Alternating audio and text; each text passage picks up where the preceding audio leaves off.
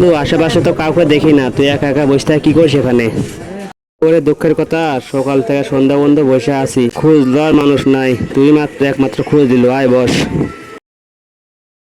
বাড়ি তো অশান্তি, বইয়ের মার্কেট করে দিয়েছে, মার্কেট করে দিতে পারিনি, এই জন্য অশান্তি, হাতের টাকা পয়সা নাই, তাই মনের দুঃখে এসে বনে বসে আছি। কি করবো, কিছুই নাই রে ভাই, আমারই কপালই এরকম রে ভাই।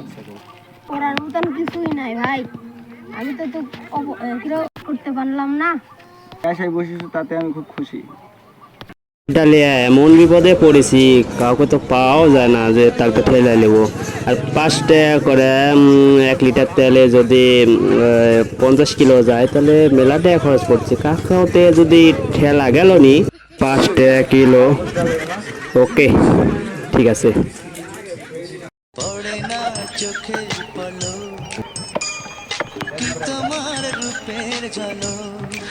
রে তুই বন্ধু হেঁটে কি করিস? বসে আছি। কাজ আছে কোনো? না। কাজ আরে থাকার থেকে বেগার দে। কি বেগার শুনি? আমার গাড়ি ঠেলে প্রতি কিলো হলো 5 কিলো, 1 কিলো যাবো 5 টাকা করে দিব।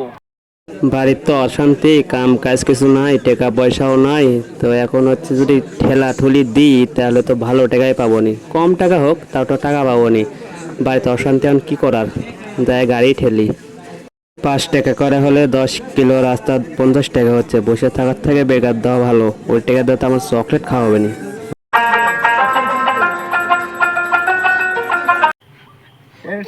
খেলবো।